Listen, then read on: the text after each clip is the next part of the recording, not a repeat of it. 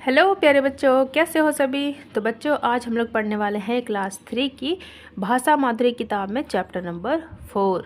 तो बच्चों, ये एक पोएम है, कविता है। तो इसको सिर्फ हमें पढ़ना है, एंजॉय करना है और इसको गीत की तरह गाना है। ठीक है, तो चलिए स्टार्ट करते हैं।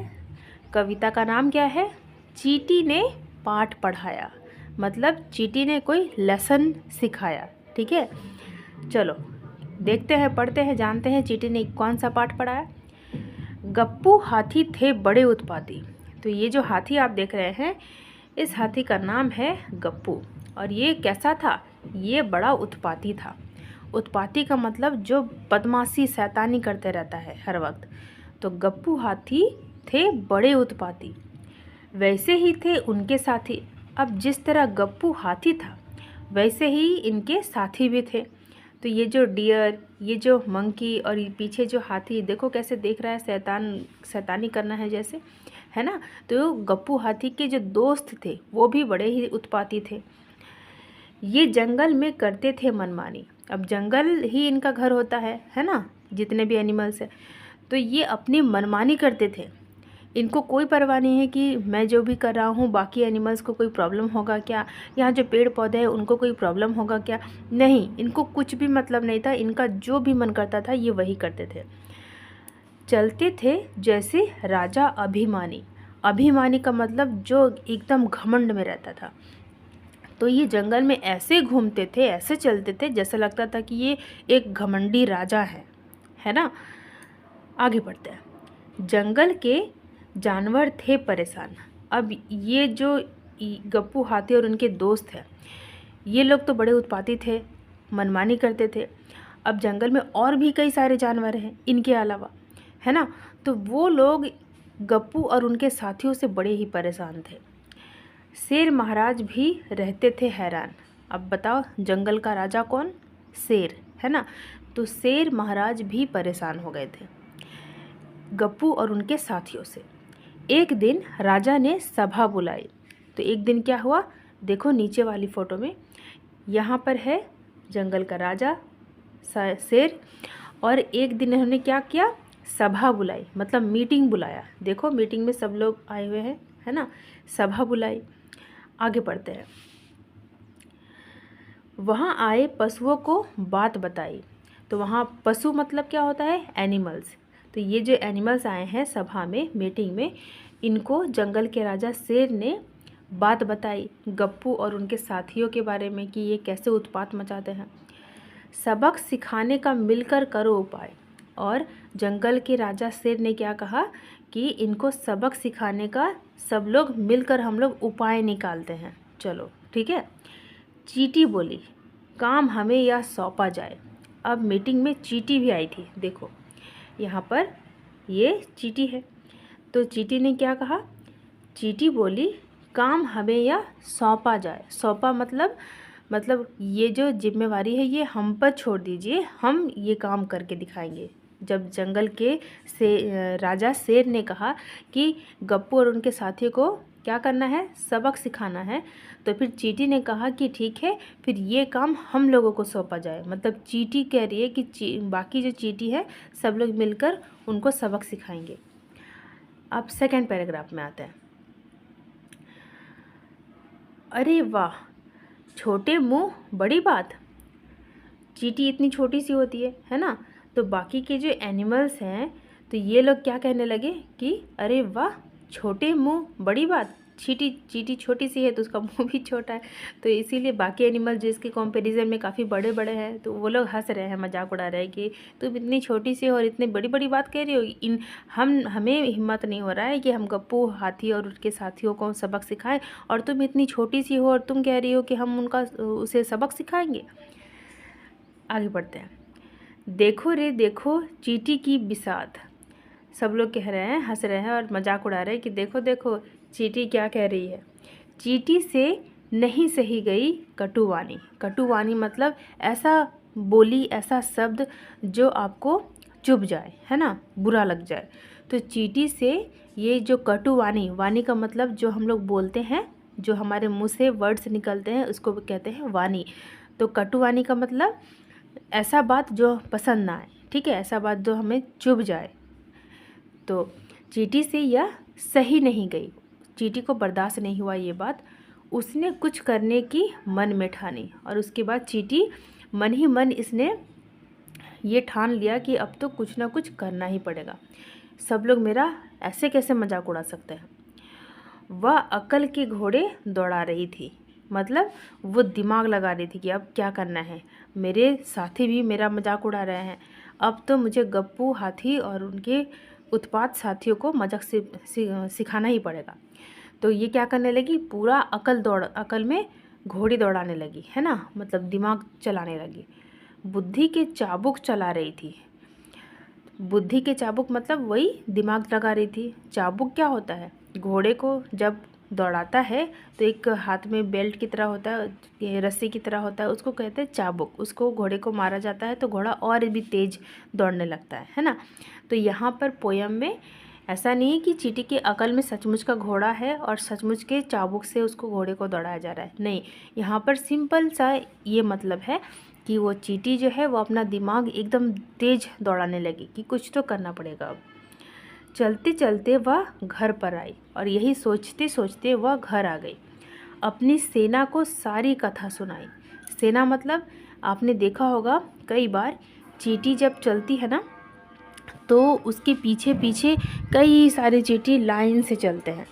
और आपने ये भी देखा होगा टीवी में या मोबाइल में किसी भी वीडियो में कि सेना जो हमारे आर्मी होते हैं वो भी एकदम लाइन से रहते हैं अच्छे से, है ना।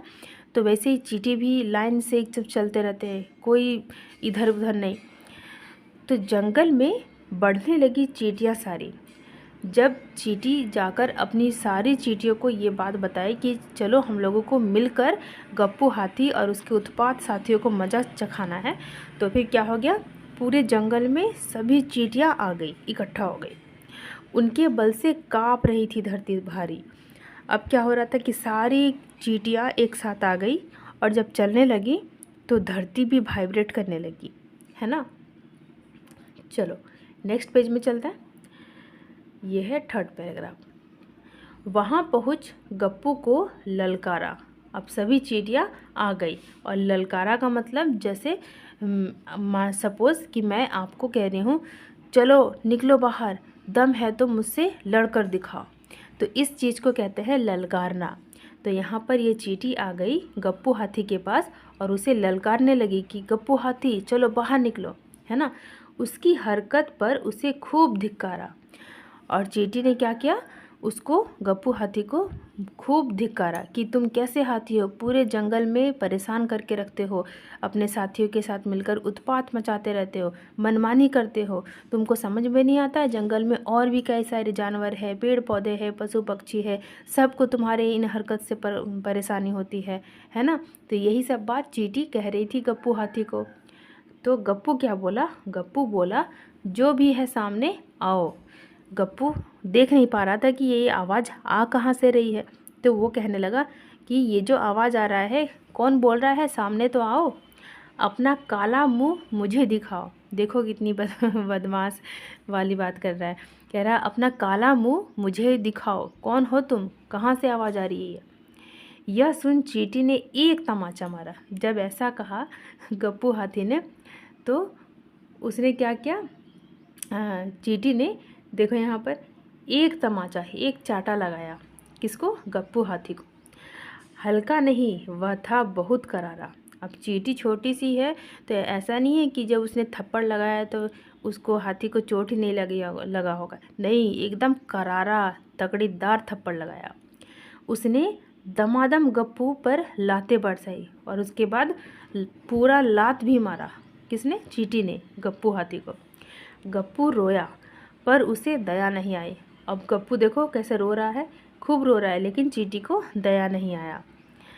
अब लास्ट पैराग्राफ। फिर धीमे धीमे सूंड में सौंध लगाई।